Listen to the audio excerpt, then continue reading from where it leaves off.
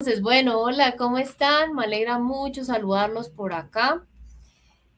Hoy entonces continuamos este mini curso Metamorfosis Familiar. Como saben, el objetivo es que hablemos cómo ha ido cambiando la dinámica familiar y cómo podemos lograr un ambiente lleno de armonía, siendo cada vez conscientes, un poco más conscientes de esto.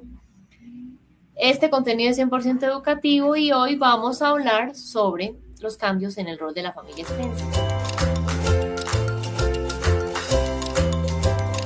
Personas que normalmente vamos a decir no están viviendo en casa con nosotros, con esos hijos, pero también digamos que ahí se extiende esa familia, vamos a decirlo así como para que sea más fácil.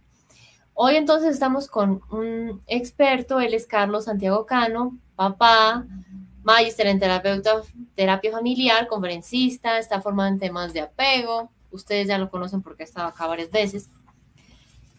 Y antes, digamos, de que esté acá Carlos con nosotros, me gustaría decirles un poco lo que estuve averiguando. Encontré, ustedes, digamos, en sus países, me gustaría que nos cuenten en comentarios, en muchos países ha comenzado a bajar de forma bastante considerable la tasa de natalidad.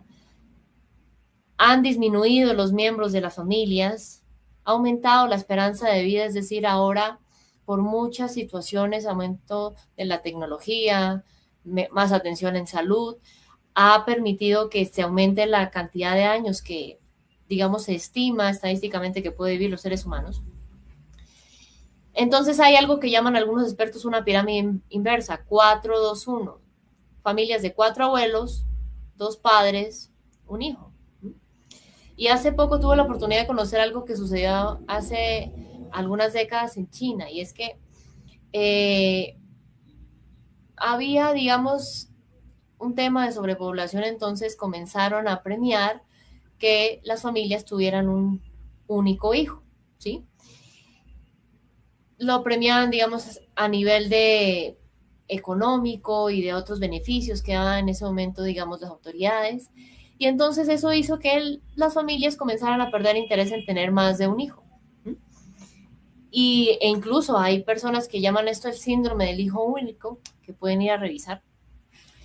¿Qué es importante? Yo siento que, como hablábamos con Carlos antes, el rol de hijos, de padres y de madres ha cambiado, que pues esas cápsulas pueden revisarlas acá abajo. Y siento que eso ha hecho un poco que también cambie la idea de familia que tenemos, cambie el deseo o no de familia que queramos formar. Como él nos decía, pues sí, digamos, esas mujeres son, digamos, como el eje de todo, donde la matriz, donde nace todo, y al tener más ocupaciones y no tener facilidades en ciertas políticas en sus ciudades, en su país, siento que eso ha hecho que muchas pierdan el interés a tener hijos. Si bien eso es totalmente respetable, siento que eso ha cambiado un poco la dinámica familiar y es lo que vamos a conversar hoy con Carlos. Entonces, Carlos, hablemos de la familia extensa. ¿Cómo cambia la dinámica familiar al disminuir un poco, digamos, esa tasa de natalidad y la cantidad de miembros de esa familia, digamos, Sí, extensa? Porque yo siento que incluso hoy en día uno también lo escucha un poco en el tema pensional, que dicen que la pirámide se va a invertir claro, ya porque está ya invertido, así es. vamos a vivir más y las nuevas generaciones son pocos los que quieren tener hijos. También me enteré que están comenzando a cerrar colegios. Aquí en Bogotá han comenzado a cerrar colegios porque, Así es. digamos, están como los números ya no les cuadran versus cuánto dinero tiene que entrar versus cuántos estudiantes Sí. hay. Entonces, ¿cómo cambia la dinámica familiar todas estas variables, digamos, en la Sí, familia, digamos, extensa? sin duda la variable poblacional pues tiene un efecto dramático pues en la manera en la que las familias se conforman, Uh -huh. porque, bueno, además si a eso le sumamos el hecho de que las familias ahora por la globalización también están cada vez menos cerca y tú Sí, tienes quizás a tus papás, a tus hermanos, a tus sobrinos, a tus hijos en otras ciudades, en otros países, esto hace que la familia extensa pues tenga una representación distinta. Entonces quizás uno puede decir que creció rodeado de primos y rodeado de uh-huh. tíos y que la relación con los tíos y los primos era una relación bastante estrecha. Ahora, pues lo digo por mi experiencia personal, ¿sí? Muchas veces los hijos conocen a los primos cuando ya están grandes, pues cuando cuando han pasado ya unos años, ¿sí? Porque hemos podido compartir esa cotidianidad de lo que es la vida familiar. Entonces, el mundo está cambiando mucho y esta realidad de que cada vez estamos ante una sociedad más desconectada, con unos vínculos más frágiles, unos vínculos más mediados por la tecnología, pone nuevamente a la familia extensa en la lente respecto a que es una de esas relaciones y esos vínculos que debemos cuidar con especial atención, ¿sí? Es importante que nuestros hijos además entiendan quiénes son ellos, quién es su familia extensa, porque hay un constituyente clave en la persona y es precisamente la originación, de dónde vengo yo, cuáles son mis raíces, cuál es mi costumbre. Es no solamente emocionante para la curiosidad o no, no solo es rico para la curiosidad ver a alguien que se parece a uno, que tiene unos rasgos parecidos o que tiene sí, una fisionomía similar. No es solo por eso, es para entender las creencias, la identidad cultural, la identidad en los valores, ¿sí? Y saber que esas costumbres y esas cosas sobre las que uno pone a girar la vida, pues son comunes a otras personas también. Eso fortalece la sociedad. Sí, hay países en donde quizás los nacionales cada vez son menos y son países que están llenos de personas internacionales, pues de extranjeros. Son países que están haciendo un esfuerzo muy grande en recuperar su identidad, en recuperar un legado cultural, un legado gastronómico, musical, sí, en los valores, en las costumbres. Y ese va a ser el reto y el desafío que tienen esos países. Ese es el desafío que tenemos hoy en la familia. Tenemos el desafío de mantener bien un legado, porque el legado, más allá de costumbres y de cosas que algunos consideran menores, es algo que constituye un componente muy importante en la identidad de uno, ¿sí? En el amor propio, en lo que uno entiende, en la huella que uno entiende que va a dejar en algún momento. Cuando uno llega a una comunidad, pues uno deja parte de lo que uno es, de sus costumbres, de sus valores, sí, de eso que lo hace a uno único. Eso enriquece el ambiente en el que uno está. Pues con la familia pasa lo mismo. Entonces, estamos ante una familia cada vez, como tú lo dijiste muy bien, con esa pirámide invertida de 4, 2, 1, y pensemos en el impacto que eso tiene en los niños, el impacto que tiene en el desarrollo de un niño, sentirse cuidado por muchos adultos, sentirse el centro de atención de muchos adultos, y pues cada vez tener menos competencia en el buen sentido. Anteriormente era distinto, anteriormente eran papá y mamá que cuidaban 5, 6, 7 hijos, y pues uno de alguna manera pues competía con los hermanos por la atención de los papás. Eso era bueno también porque eso de alguna manera generaba como una respuesta de contención, ¿sí? De adaptación también, de adaptabilidad, de uno saber que pues si mis hermanos no lloran, pues yo tampoco voy a llorar. ¿Sí? Y eso pues claro, esta es la singularidad, no la quito, todos somos únicos y repetibles y somos únicos en la familia, pero no somos los únicos, pues nuestros niños están creciendo sintiéndose los únicos. Y es muy distinto cuando un niño crece sintiéndose el único, ¿no? Una cosa es que yo le enseño a mi hijo que es único, que es irrepetible, que su singularidad es maravillosa, que no hay nadie como él, sí. Pero que su dignidad sea la única que importa, que sea la única persona en la que los abuelos, los tíos, los primos, todo el mundo tiene la atención puesta en él. Eso va generando un efecto en la crianza, pues que es lo que conocemos como el síndrome del principito, o lo que en algún momento mencionamos como la generación de cristal, cosas de esas que va generando ya una percepción equivocada de lo que soy yo respecto al otro. Se ha demostrado, por ejemplo, que los niños se crecen más solos, pues con una familia extensa, más compuesta por adultos que por niños. Son niños que van a tener más dificultades en el proceso de la mentalización, que es lo que se da a los 10 años más o menos, mientras que los niños que están rodeados de otros niños, pues desarrollan no solo más habilidades sociales, mayor capacidad de adaptación, más flexibilidad psicológica, sino también una teoría de la mente mucho más clara. Entienden que es alguien con respecto a mí, o sea, entiendo yo la función que el otro cumple en mi vida y yo entiendo el impacto que yo tengo sobre el otro.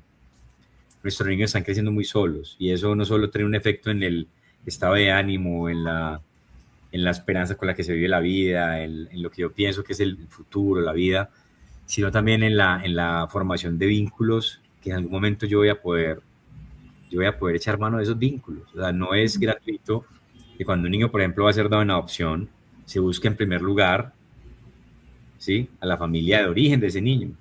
Puede que después de hacer la investigación pues vean que la familia de origen quizás no tiene la idoneidad adecuada para recibir un niño, o que tienen otros factores que podrían ser riesgosos, pero por alguna razón se busca esa raíz. No es por el aspecto genético únicamente, no es por la sangre, que también es muy importante, es porque, pues, es lo primero con lo que yo cuento, mi familia, ¿sí? Y Sí. uno piensa en algún momento que tiene un problema, pues, ¿dónde está mi familia? ¿Qué le habrá pasado a mi tío que está en tal parte de allá? O una situación que ocurrió, un derrumbe, o una inundación, un incendio. Voy a llamar a la familia. Así lleves 10 años sin hablar con ellos, eso no importa, es tu familia.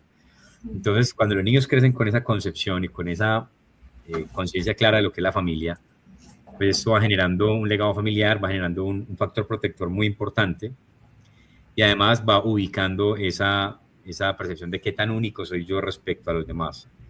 Entonces, la familia hoy tiene un desafío tremendo y es la distancia. La distancia, la desconexión, estamos en un mundo hiperconectado, digitalmente hablando, pero desconectado a nivel emocional. ¿Sí? Sí. ¿Cuántas veces pasamos semanas enteras sin llamar a un familiar? Quizás le escribimos, pero llamar, escuchar su voz, saber cómo se siente, cómo está, conocemos la casa de las personas de nuestra familia, muchas veces ni siquiera conocemos la casa, es Ujú. increíble, pero así es, porque ya pues no se acostumbra a eso. Son cambios culturales y eso hay que entenderlo y hay que abrirse a eso, pero todos esos cambios culturales son un terreno menos fértil para que haya esa continuación de ese legado. Y el Sí. legado tiene que ver con la identidad, y la identidad tiene que ver con la aceptación de uno mismo. Y la aceptación, Y- pues sabemos la cantidad de condiciones que tiene para que una mm, persona sea feliz, la autoaceptación, mm. quién soy yo, conocerme. Entonces, pues tenemos ahí un desafío grande y sobre todo cuando la experiencia tal vez no ha sido tan positiva, pues entonces se forman esas tensiones y esas historias que uno no quiere repetir, pero que en algún momento se las va a encontrar uno nuevamente. Muchas de las respuestas a los comportamientos de uno, a los comportamientos de sus hermanos, a los comportamientos eh, que uno tiene en determinadas circunstancias de la vida, tiene su respuesta en acercarse de pronto un poco al papá, o conocer el tío, conocer la historia de papá y mamá. Nuestros hijos conocen nuestra historia, o los hemos protegido de ellas. Es Sí. algo que es necesario entablar diálogos con los hijos acerca de eso, ¿cierto? De su legado. Mm.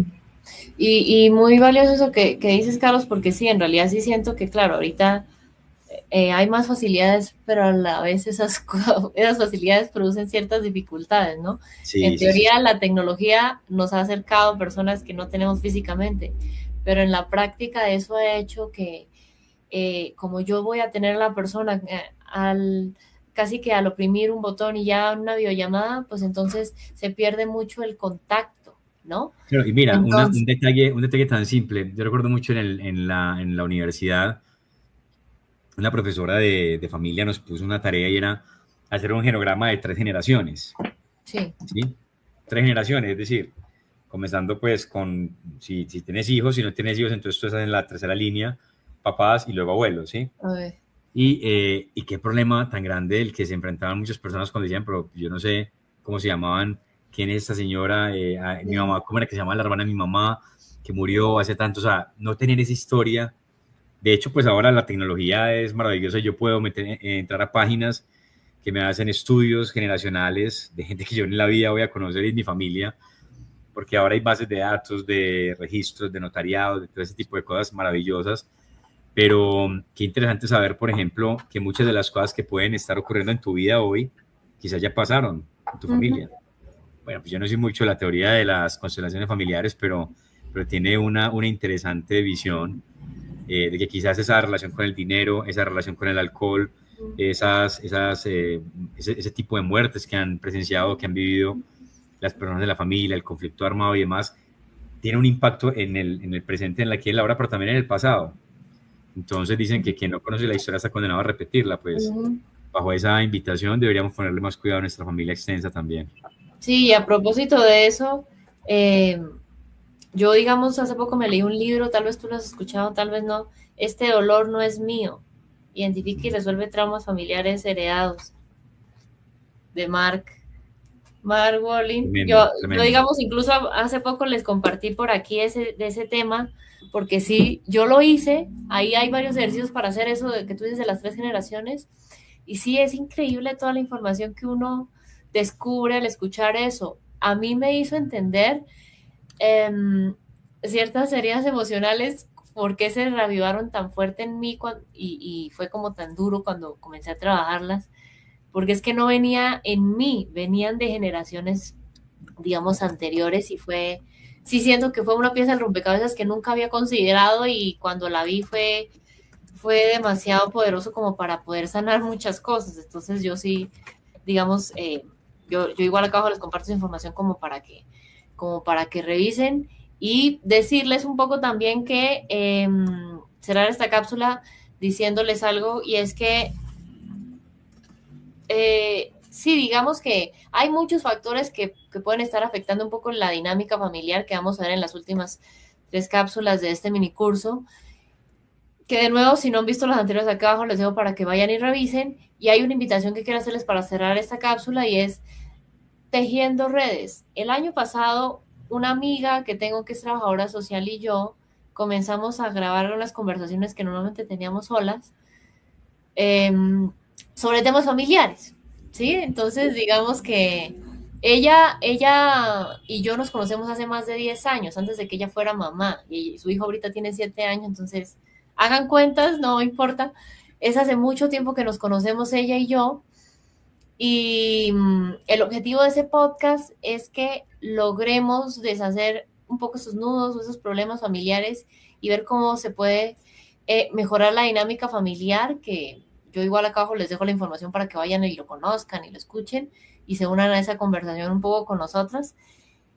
Porque claro, 2 personas que tienen 2 historias de vida totalmente distintas, ella trabajadora social, yo psicóloga, digamos que siento que esa conversación puede ser como muy valiosa como para ustedes en ese tema y entonces recordarles que entonces pueden escuchar eso en Spotify y en YouTube para que vayan y lo busquen y nos cuenten un poco qué les parecen esos temas y decirles que nos vemos entonces en la siguiente cápsula y compartan entonces esta con más familias para que puedan revisar y recordarles que aquí en este canal hay otros temas que pueden estar como relacionados a esto que pueden ir a revisar porque si no, pues digamos, no acabaremos nunca haciéndolo todo, digamos, al tiempo con la persona. Ya se los he dicho, pero pues como siempre lo preguntan, el regulatorio no sobra.